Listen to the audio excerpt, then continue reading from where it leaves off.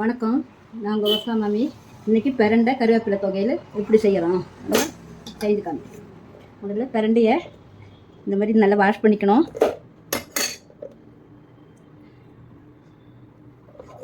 நல்லா குட்டியாக பொடி பொடியாக நறுக்கிட்டுங்க. பிரண்டையை வந்து ஒரு சிலங்க விதக்கிட்டு அரைக்கிறேன், அது தொண்டை அரிக்கும். நல்லா பொரிக்கணும், கொஞ்சமாக எண்ணெய் வச்சு பொரிச்சிட்டு தான் தொகையல் பண்ணணும்.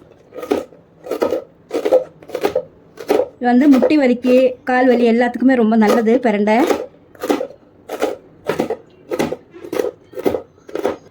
இந்த மாதிரி குட்டியாக நறுக்கிக்கணும். அதுக்கு வேண்டிய சாமான் உளுத்தம்பருப்பு 2 ஸ்பூனு, இஞ்சி ஒரு துண்டு, மாங்காய் ஒரு 2 சைஸ் வச்சுருக்கேன், தேங்காய் ஒரு 10 பீஸு 10 கீத்து, புளி கொஞ்சம். இவ்வளோ மாங்காய் புளி 2 சேர்ந்தனால புளி இவ்வளோ வச்சா போகிறோம். கருவேப்பிலை வாஷ் பண்ணி வச்சுருக்கேன், நல்லா ஒரு கைப்பிடி கருவேப்பிலை. எள்ளு களைஞ்சி வடிகட்டி வச்சுருக்கேன், சும்மா ஒரு ஸ்பூன் எள்ளு இருந்தால் போதும். அது முதல்ல வறுத்துக்கலாம். களைஞ்சி வச்சுருக்கேன்.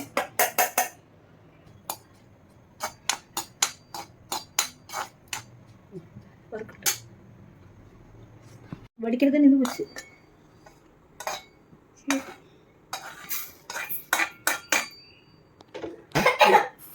எள்ளு வறுக்கிறோம் இல்லையா, அப்போ நல்லா படப்படன்னு வெடிக்கும். நல்லா வெடித்து அது ஓசை அடங்கும் போது எடுத்துதாருன்னா இல்லைன்னா கருகி போயிடும். ஒரு ஸ்பூன் எண்ணெய் ஊற்றிக்குங்க.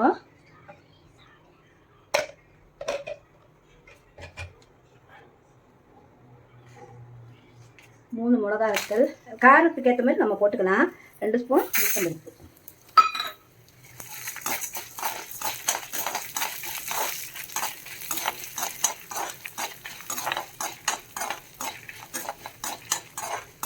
உளுத்தம்பருப்பு வறுத்தாச்சு. இப்போ அதையும் அந்த எள்ளு வறுத்து வச்சுருக்கோம் இல்லையா, அதோட சேர்த்து கொட்டிக்குங்க.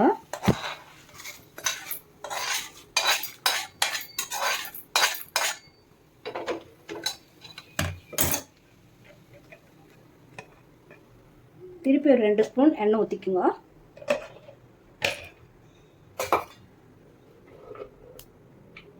பிரண்டை நறுக்கி வச்சுருக்கோம் இல்லையா, பிரண்டை அரிக்கும். கையை அலம்பிட்டு தான் இதாகணும். கையை நல்லா வாஷ் பண்ணிக்கணும். பிரண்டை நறுக்கியாச்சுன்னா நல்லா பொரிக்கணும். கையால் நான் காமிக்கிறேன். கையால் இதாகும்போது நுறுங்குற மாதிரி இருக்கணும். அது வரைக்கும் நல்லா பொரித்து எடுத்துக்கணும்.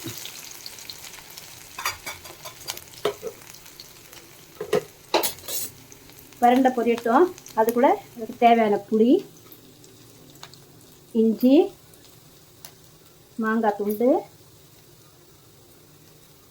தேங்காய், எள்ளு போட்டிருக்கோம் இல்லையா, கொஞ்சம் அந்த பிரண்டை போட்டுறதுனால தொண்டையெல்லாம் அரிக்காமல் இருக்கிறதுக்கு கொஞ்சம் வெல்லமும் போட்டுக்கணும். பிரண்டை பொரிஞ்ச உடனே கருவேப்பிலையும் ஒரு வதக்கிட்டு உப்பு போட்டு அரைக்கணும். நான் செய்து காமிக்கிறேன். இந்த மாதிரி நல்லா கருப்பாக ஆகிற வரைக்கும் பொரிச்சுக்கணும். இப்போ பார்த்தீங்கன்னா இந்த மாதிரி நுறுங்கணும். இப்போ என்ன பண்ணணும், நல்லா பொரிஞ்சாச்சு. இந்த கருவேப்பிலை வாஷ் பண்ணி வச்சுருக்கோம் இல்லையா, அதையும் இதில் போட்டு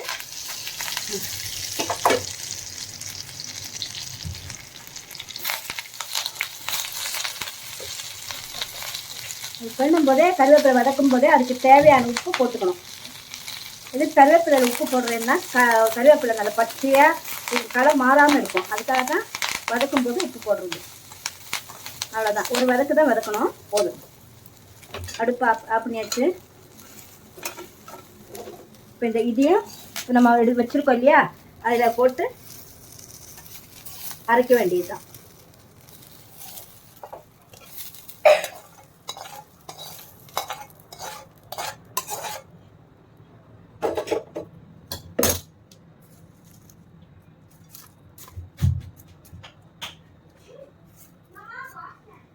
நல்லா சூடாக ஆறட்டும். ஆறினோடனே மிக்சியில் போட்டு அரைச்சி கடுகு தாளித்து கொட்டணும். அப்போ நான் காமிக்கிறேன். சூடாக ஆறினதுக்கப்புறம் அரைக்கும்போது காமிக்கிறேன். நல்லா ஆறி போச்சு. இப்போ அது எல்லாத்தையும் ஒன்றா சேர்த்து போட்டு அரைக்க வேண்டியது.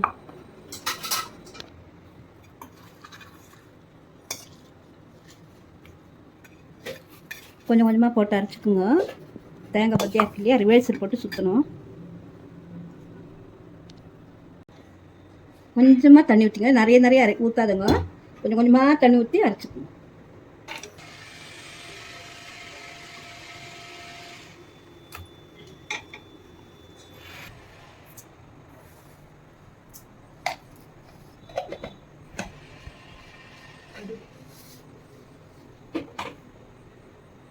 எண்ணெய் காஞ்சி போச்சு. 2 ஸ்பூன் கடுகு போட்டிருக்கேன். அது நல்லா வெடித்து கொஞ்சம் எண்ணெய் மட்டும் தாராளமாக ஊற்றினா தான் பிரண்ட தொகை நல்லாயிருக்கும். நல்ல எண்ணெய் தான் ஊற்றிருக்கேன்.